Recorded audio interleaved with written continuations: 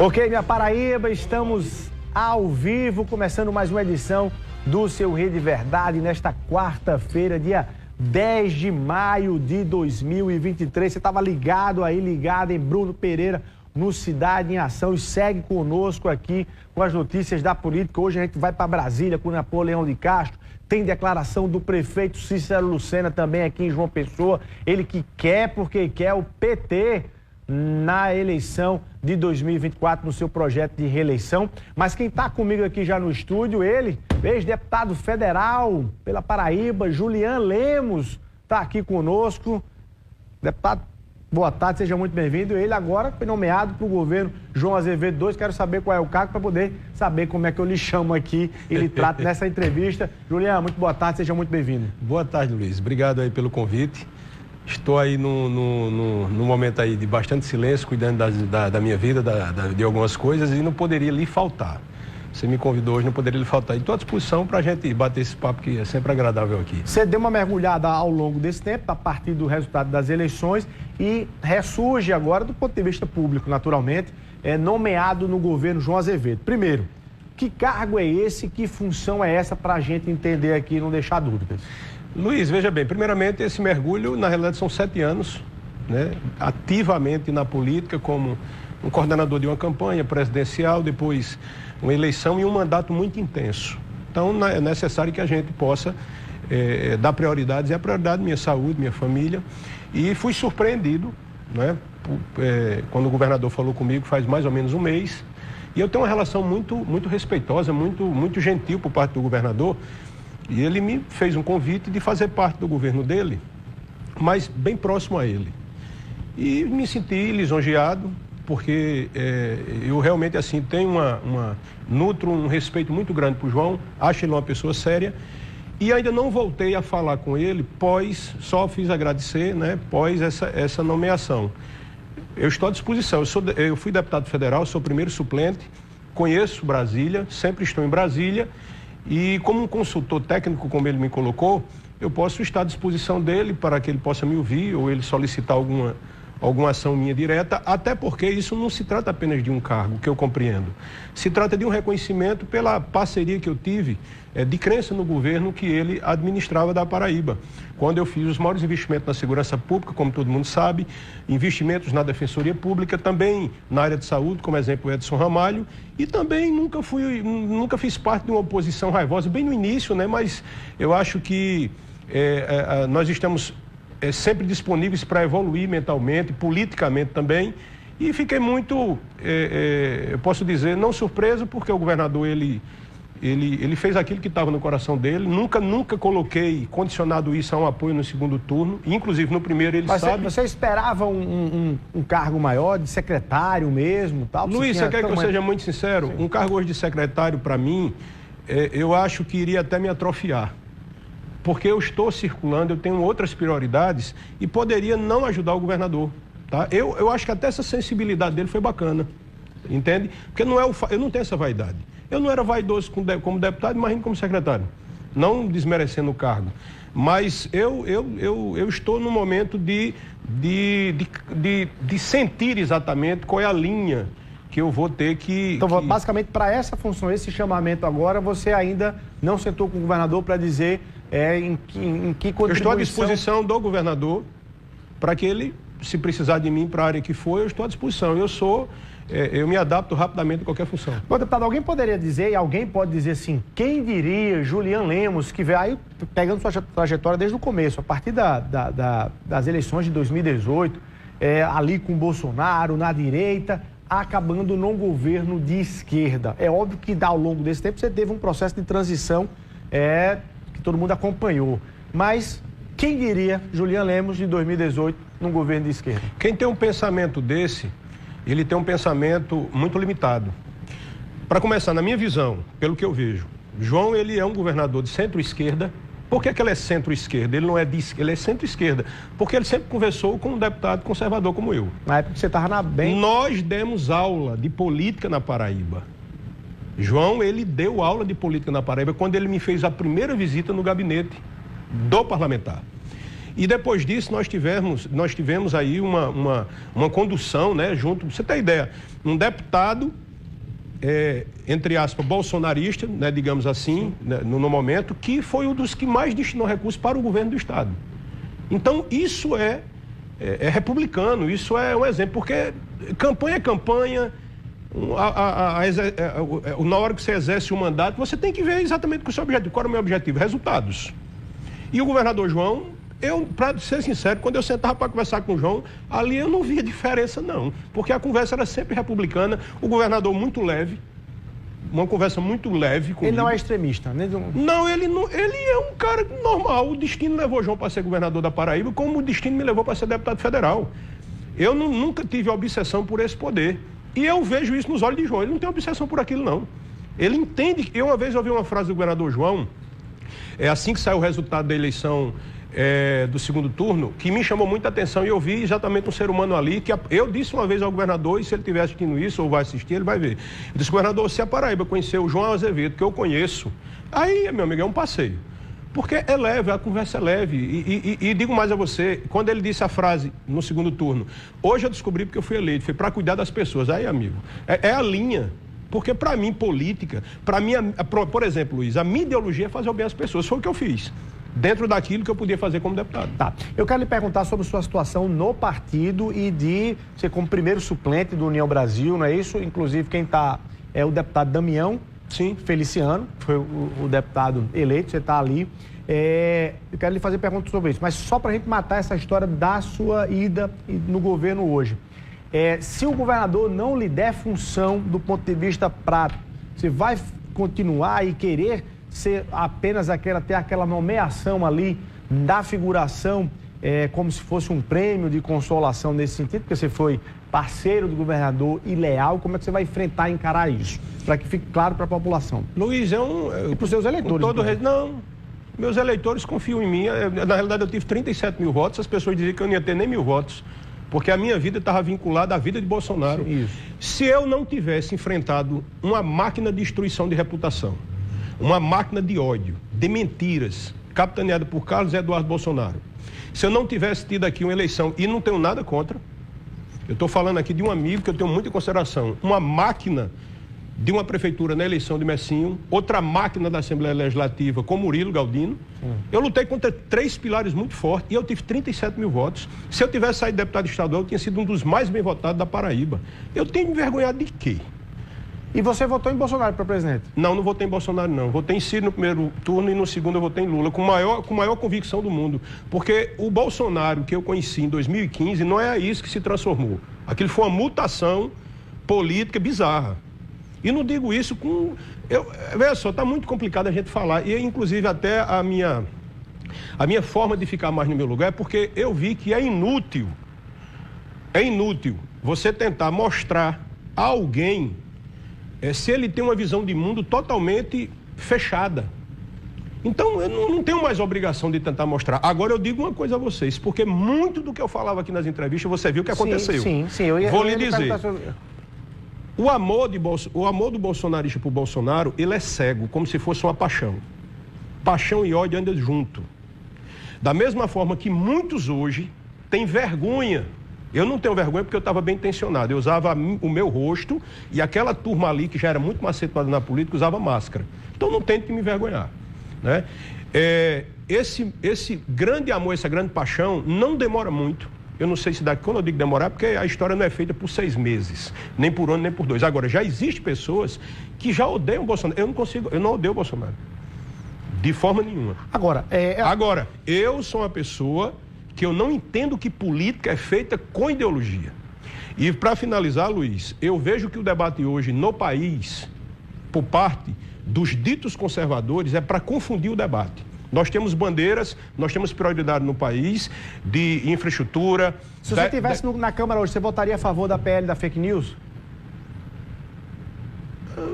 Bom, eu votaria.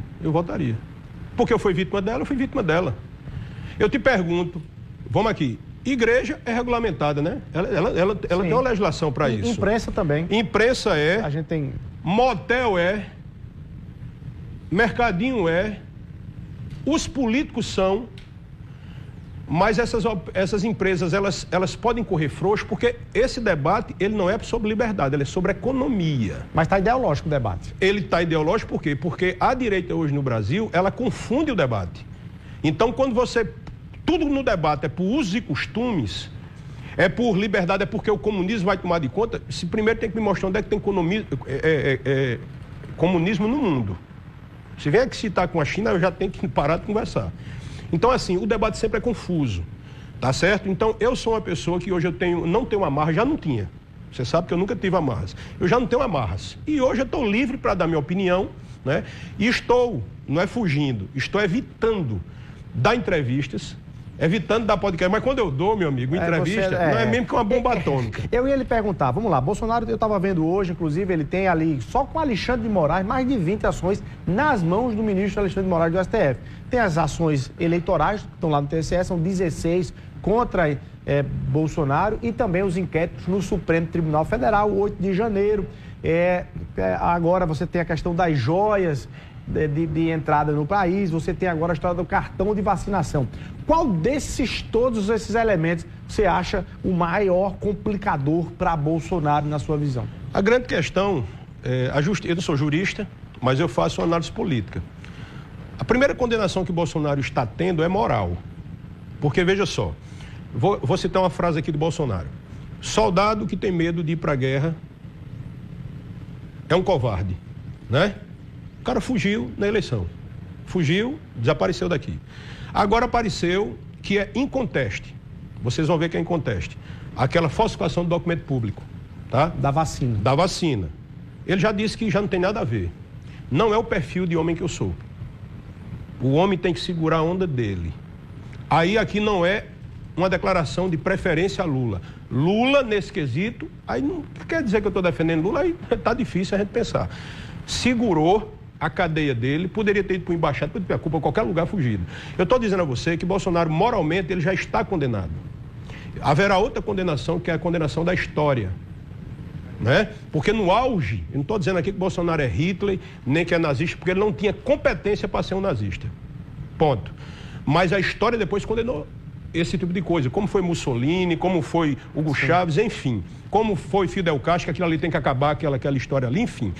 Mas a história irá condenar Bolsonaro, eu não tenho dúvida, a justiça irá condenar Bolsonaro. Agora, moralmente, ele já não tem condições de olhar nos olhos de muita gente. Inclusive, na frente do espelho, se eu conheço Bolsonaro como eu conheço, ele não consegue dizer as mentiras que ele diz hoje na frente do espelho. Você acha que o destino dele é ser preso? Eu acho que ele pode ser preso. Ele pode ser preso. Não sou eu que vou dizer aqui que ele vai ser preso. Mas Bolsonaro, ele vai, as vísceras, literalmente, não aquela da facada, mas as vísceras morais dele será jogada na lama. Porque Bolsonaro, eu digo a você com toda tranquilidade, eu conheço aquilo ali. Agora, eu conheci muito mais depois que o poder, ele recebeu a overdose do poder. Por isso que você não pode dizer, você não sabia quem era ele antes, não. Como é que a gente casa, meu amigo, passa 5 anos, 10, a gente não sabe quem é quem, a gente tem um filho, cria, a gente não sabe quem é. Claro. Quanto mais um político, né? E eu era o seguinte, eu era um calouro na política. Hoje eu entendo, hoje eu não tenho mais emoções, eu tenho razão para ver a política. Pelo amor de Deus. Vamos para um rápido intervalo comercial aí, para a gente tomar uma aguinha e retomar nossa conversa, porque eu quero saber qual é o seu destino partidário. Está no União Brasil, que é um partido do senador Efraim Filho, que está se colocando como um adversário do governador João Azevedo na política, que pode ser candidato ao governo. Se você vai embarcar nisso, como é que faz você estando no governo de João Azevedo agora? Rapidinho, intervalo comercial, e a gente volta aqui conversando com Julian Lemos.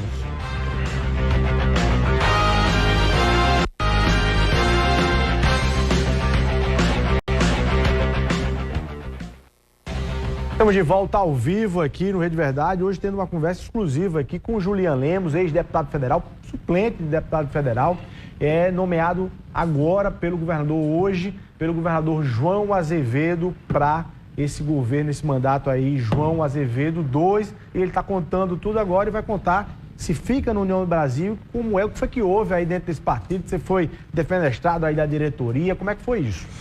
Não, Luiz, não é defenestrado. O senador Efraim, ele é o presidente do partido.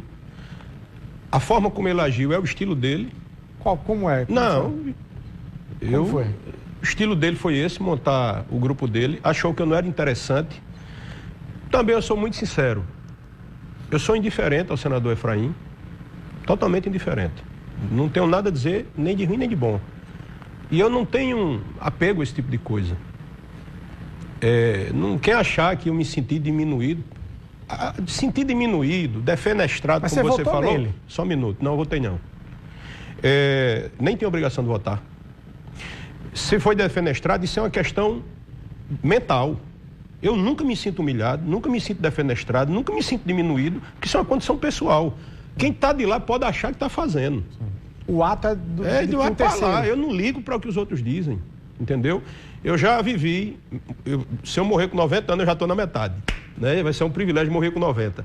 Então, amigo, eu não tenho obsessões. Quem vive nisso aí, como se fosse algo... Porque às vezes você entra na política, você nem percebe, você é tomado por aquilo que você quer ser. Ele é presidente estadual do partido, não é?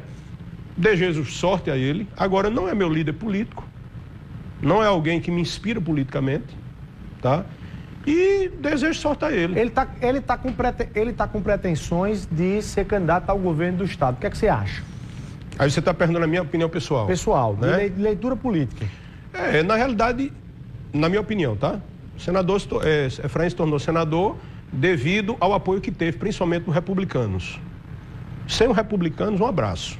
Não tinha ido. Meu segundo ponto, se tornou senador porque Ricardo Coutinho, na minha leitura, foi extremamente orgulhoso mais uma vez e não declarou apoio à segunda colocada. A candidata do governo Poliana. Tinha sido um passeio, mas não quis, né? Esse orgulho político desses caciques mais antigos destrói eles nem percebem. Efraim tem o mérito dele, né? Ele teve a coragem de ir, o foguete dele não deu ré. Mas assim, tu sabe o que? Não tem nada para dizer disso. Eu não consigo enxergar essa junção sem olha a foto bonita, eu e Efraim. Sabe o que é isso aí? Você não votou nele? Não, votei não. E votou em quem? Eu votei em Poliana. Já votou na Eu votei em Poliana. Eu não tinha alinhamento com o Efraim, embora respeite ele, eu não tenho um problema com o Efraim. Mas isso é muito recíproco. Eu tentei, sabe? Mas assim, ainda bem que o meu voto não fez falta para ele. Então ele não pode ter raiva de mim. Certo. Agora, você está no União Brasil. E aí, do ponto de vista partidário, você não precisa trocar de partido agora? Foi chamado para o PSB? Rapaz, eu não tenho motivo para sair do União Brasil. Agora eu fui chamado por 2 partidos já. Quais? Não, aí não vou dizer porque fica em especulação danada, mas eu sou muito bem relacionado, Luiz. Muito bem relacionado. Tá? E eu tenho certeza que pessoas vão estar ali comigo. Agora, tem 4 anos aí para caminhar, né? É um governo novo. Eu acredito que daqui a 4 anos, praticamente 4 anos, 3 anos e meio, a campanha não será um desastre que foi essa, em termos de agressividade, mentira. De antagonismo. Eu não consegui botar a cabeça para fora com verdades, porque as mentiras suplantavam tudo. Então, assim, eu me sinto vitorioso, Luiz. Eu não fui derrotado. Eu perdi uma eleição que faz parte do jogo, né? Eu estaria muito complicado hoje, estaria com a cabeça muito ruim, se na minha casa tivesse chegando Polícia Federal e eu tivesse sido derrotado diretamente por quem eu dizia que ia vencer, que foi o caso de Bolsonaro. Não trazendo para Bolsonaro, estou dizendo, ali foi uma derrota, perdeu para ele e para Lula, né? E eu estou no jogo aí, posso assumir o mandato, é possível. Existe essa esperança ou essa expectativa? O partido é grande, o partido é muito grande, Damião é um deputado muito competente, pode as coisas mudarem, não sei, né? Eu estou dizendo no futuro, pode, eu não sou Pedro suplente. Mas você está analisando do ponto de vista daquilo que pode acontecer, que de fato de leitura política, o Damião pode ser chamado para ser um ministro, pode vir para o governo, né? E outra missão e abrir um espaço. Mas a minha pergunta é, objetivamente, existe informação, conversa sobre a possibilidade de Damião abrir e você retornar? Seja para ser ministro, o deputado Damião, seja para outra função? É um partido grande e isso é natural que as coisas aconteçam, entendeu? Se Damião é deputado hoje, teve uma contribuição extremamente considerável de minha parte. E Damião é um cara de muita consciência. Eu me dou muito bem com Damião, eu falo com Damião quase toda semana. Qual é a sua perspectiva Qual é a sua perspectiva agora do ponto de vista de política? Eleições de 2024, o nome de Julián vai estar nesse debate, aqui em João Pessoa, em outro, ou hoje você, na base de João, naturalmente vai apoiar a reeleição de Cícero Lucena? É porque Cícero é Cícero, João é João, né? Eu não, pra você ter ideia, algo do tipo, hoje eu teria que conversar com o governador João, você entendeu como é que é? Tem que conversar com o governador João, ver aquilo que é para o projeto, que agora eu faço parte de um governo, né? Eu faço parte de um governo e como político, eu sei que as pessoas precisam conversar. Ninguém é candidato de si mesmo, entendeu? Me dou muito bem com o Cícero, me dou muito bem com o governador João, né? E eu digo uma coisa a você, ainda que eu não seja candidato, eu influencio muita gente, viu? Eu influencio muita gente. Aqui em João Pessoa? Em todo canto. Eu influencio muita gente. Muitas pessoas querem saber a minha opinião. Eu quero saber uma sua. O PSB está discutindo, o partido do governador João, a sua retomada no processo. Você acha que João deveria lançar candidato do partido a prefeito de João Pessoa? Eu não tenho uma opinião formada sobre isso, não. Realmente eu não tenho. Se eu tivesse, eu diria, mas eu não tenho. Eu não estou acompanhando, eu não sei como é que está o clima disso, sabe, Luiz? Senão eu daria uma opinião aqui, não fazendo conjecturas, não mais ou menos, eu daria. Mas realmente eu não estou focado hoje nessa questão da Prefeitura Municipal. Juliano, você se arrepende de algum movimento, de alguma fala sua ao longo desse? O que você acha que fez de certo e fez de errado? Mas você se arrepende de algum movimento? Olha, se eu não teria agido dessa forma ao longo de 2018 para cá, seja na confiança dada demais a Bolsonaro, seja em algumas declarações durante o mandato de deputado federal, seja o fato de você considerar, dizer, olha, estou entendendo que nesse Brasil ou é Bolsonaro ou é Lula, eu não vou ficar aqui no meio não, mesmo não querendo, eu vou continuar engolindo sapos de um lado e do outro. Luiz, você acha que errou em algum momento? Luiz, veja só, é como eu estava dizendo, eu estava usando o rosto e muita gente usando máscara.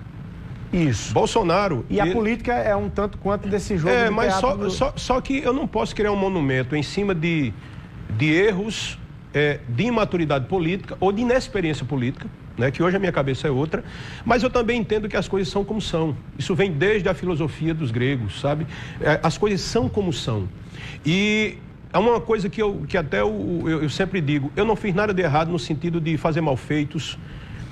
Eu cumpri o meu papel como parlamentar.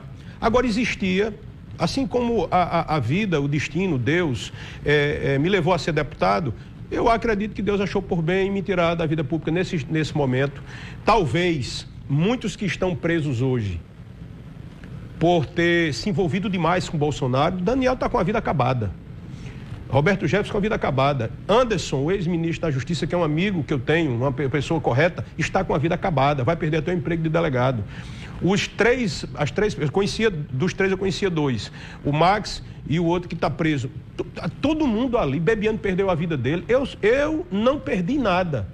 Na minha concepção, não perdi nada. Agora, a Paraíba, eu tenho uma convicção que... Ou seja, o mandato nesse caso seria o mínimo. De mínimo, até porque, Luiz, dentro do mandato, do tipo de mandato que eu fazia, eu tinha mais percas do que ganho. Na minha vida pessoal, na minha vida financeira, porque as pessoas se iludem com o mandato de deputado. Você chega ali, são 513. Eu vou dar um exemplo a você. Dos 513 ali... 20% é baixo clero, nunca vai ter. Eu vou dar um exemplo para você. Você chegar hoje ali para fazer oposição no governo de PT só para poder ter like, internet, você não consegue resolver absolutamente nada. Você tem que circular politicamente. E o debate hoje é um debate só de rame-rame. Está pior do que nunca, principalmente essa bancada nova de Bolsonaro. E essa bancada nova da Paraíba, sem Juliano Lemos, essa bancada, cabe Gilberto, único da oposição, e 11 deputados aí, ou 10, o deputado Wellington Roberto, junto com Lula. Qual é a sua avaliação? Que nota você daria à bancada federal paraibana sem Juliano Lemos? Rapaz, ela está menos desanimada, né? Porque eu, como deputado, eu animava mais o negócio, com mais... eu propunha mais debates. Alguns parlamentares, alguns colegas como Hugo Mota, como Agnaldo, como Hélio, sempre foram mais reservados, né? Até pela própria experiência política que tinham. Tem 3 calouros na Câmara dos Deputados agora, mas que, por exemplo, Messinho, ele tem uma expertise, não dele, mas do pai dele, que ajuda bastante. Cícero é uma raposa na política, digamos assim. Murilo, que tem ali o irmão dele também. E o cabo ainda a gente não sabe, porque isso vai levar tempo ainda. Ali você chega ali, Luiz, para você saber onde é as portas do banheiro da Câmara, você passa 6 meses. Quanto mais você não tendo acesso às portas importantes, que quem é oposição em um governo federal não consegue resolver nada, não. É um mandato simples, simplório. Pode ter certeza. Bom, então a partir de agora, a população vai acompanhar o retorno de Juliano Lemos nesse debate político a partir disso. Olha, quer me acompanhar, a minha rede social está crescendo como nunca. Eu não sei o que está acontecendo. Parece que tinha um cabo de aço segurando ela no tempo da eleição. Eu vim notar isso agora. Terminei a eleição com 199 mil seguidores, está com 303. Você está com a simpatia dos lulistas e dos petistas? Não, eu acho que as pessoas estão me enxergando como eu sou. E antigamente não dava tempo as pessoas enxergarem, porque criou-se um estereotipo sobre mim totalmente capitaneado pela família bolsonarista, que na realidade fez com que pessoas fossem conduzidas ao erro, induzidas ao erro. Né? E até hoje é assim, pra você ter ideia, saiu essa nomeação de João, vai para a rede social para tu ver quem é que fala mal. Entender? Como eu tivesse vendido a alma, não sei o que, as pessoas não entendem o que é exatamente política. Para a gente fechar aqui, o Brasil corre aí a possibilidade, para alguns riscos, para outros a oportunidade de votar em Michele Bolsonaro ou em um dos filhos de Bolsonaro para substituí-lo nas próximas eleições? É o seguinte, Michele Bolsonaro, se ela emergir, que não tem a menor condição, mas se ela emergir ali como candidata à presidência, quem derruba ela é os filhos de Jair. Pelo amor de Deus. Quem derruba ela... seria a próxima vítima? Já vi isso não, que já aconteceu não. Quem derruba é os próprios filhos de Jair. Nem se preocupe não vai precisar PT, esqueça. Entendeu? Não vão admitir aquilo ali. No momento, o que é que está acontecendo? Bolsonaro vai ser um cabo eleitoral, eu não sei como é que ele chega até o final disso, né? Porque quanto mais ele fala, mais ele se complica. E Michele não tem envergadura política para aquilo ali. E o presidente do PL, o Valdemar Costa Neto, ele é um papa da política. Aquele cara, ele sabe muito. Então, ele está capitaneando ali, porque Michele, ela tem simpatia. Né? Então, o projeto ali não é presidencial, é legislativo. Se você perceber, né, não tem quem... Aqui para nós, sendo um analista político na evolução, se você for comparar os ministros hoje do governo de Lula, rapaz, a oposição tá perdida. Quando vai ali para o ministro dos Direitos Humanos, quando vai para Flávio Dino, é de fazer vergonha. Então, assim, na caminhada que vai com as coisas que estão acontecendo, e são 6 meses, você tem gente cobrando do governo de Lula o que Bolsonaro não fez em 4.